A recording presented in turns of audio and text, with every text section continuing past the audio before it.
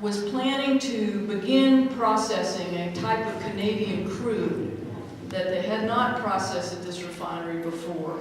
And they're making the pitch that this will help reduce our dependence on overseas oil. And in order to retrofit and process this type of crude, they need to release, or so they say, 54% more ammonia into Lake Michigan and about 35% more what are called suspended solids, which is basically sludge diluted by a whole lot of water.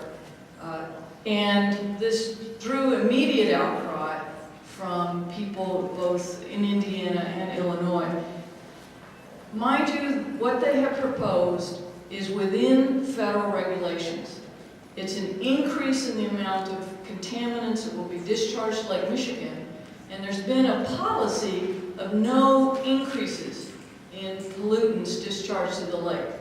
But the limits were set for refineries about 25 years ago, and so this is still within federal limits. So the federal EPA did not revoke this permit or prohibit it, and the Indiana Department of Environmental Management gave a waiver to BP to permit, to allow this increase in discharge of pollutants. And the reason they did it was that there's a provision that if this is necessary to achieve social and economic goals, then the increase can be permitted. And the social and economic goals are 80 new jobs at this refinery in, admittedly, a very challenged and depressed part of Indiana. So the state had the jurisdiction and granted the permit, and lo and behold, residents of Illinois were incensed. The Park District initiated a petition gathering process. Mayor Daley is threatening to sue, and it's blown up into a firestorm such that last week the House of Representatives and the U.S. Congress passed a resolution opposing the Indiana ruling and calling for additional protection of the Great Lakes.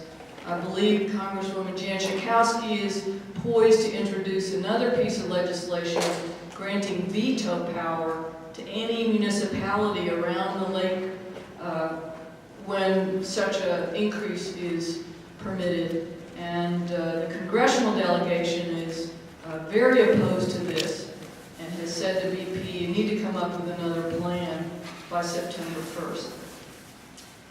Again, part of the whole backstory is BP has been pitching itself as one of the greener, more progressive energy companies, and that BP no longer stands for British Petroleum, but beyond petroleum. And they've been investing in solar and wind and some other things. And now they find themselves subject to a raft of bad publicity in which, indeed yesterday I believe in the Sun-Times there was an op-ed piece saying, is it beyond petroleum or bad polluter?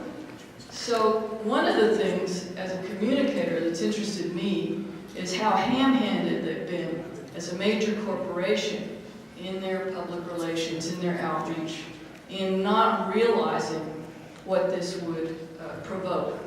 It's heartening to those of us in the conservation community to see the passion and the outrage that this has stirred on the part of so many. And so I wanted to pose a couple of questions to you that strike me in this whole matter. And by the way, the head of the federal EPA, I think yesterday or the day before, last Friday was in Chicago and said the federal EPA would not oppose this, that it's within the limits, and so on. And as somebody said to me, well, maybe a legal permit, but it's not a moral permit. And the situation that I've seen replayed in a number of different arenas is that you've got the scientists and the technicians and a big corporation saying, we followed all the rules, we're within the guidelines, we've done everything that was required of us, plus this is a greater good, we're not going to decrease our dependency on overseas oil, we're going to provide new jobs. And so you've got the fact frame, and then you've got the feeling frame, which is the feelings of so many people who live around the lakes and their passion for the lake. You have the science frame and you've got the sentiment frame. And they're not addressing each other. And I'm just astonished that this, I believe maybe the fourth wealthiest corporation in the world, for want of $15,000 that they might have spent on survey research that would have shown how people felt about this, wouldn't have found themselves in this position. But as a friend of mine said, for want of a 15-cent phone call to Mayor Daley, they might have figured out what would happen. So now we're in this situation, and let me pose a few questions to you. One is this an opportunity for those of us who care about the lake to organize ourselves across state boundaries? And this gets to the title I gave, which is Too Bad Nobody Told the Lake. That the lake doesn't know about statutory limitations or political boundaries. Water flows across boundaries, air passes across boundaries. How can we begin to recognize in our politics the need to transcend these sorts of political boundaries where Indiana can do something that's going to potentially affect the drinking water supply for millions of people in Illinois? Hang on just a second. Another question. Is there a way for us to find solutions to this challenge rather than enjoying the moment of beating up on BP? The conservation groups are finding themselves with a wonderful target, a great organizing opportunity, a great fundraising opportunity. Let's go after the bad polluter. But at the end of the day, how do we keep the increased contaminants out of the lake? So I'd like you to think about that. And that, in my view, what Democrats have done is to build things.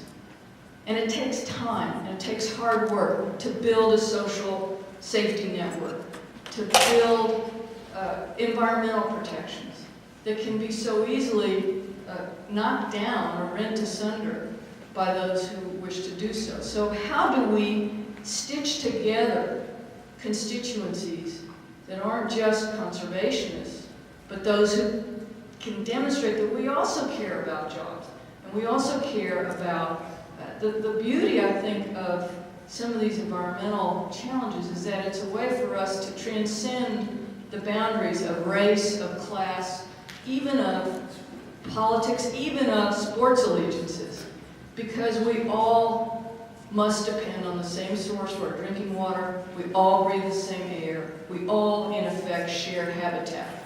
So how do we recognize that in our politics and use that to knit together some alliances? So I'll stop asking questions and see what you want to talk about.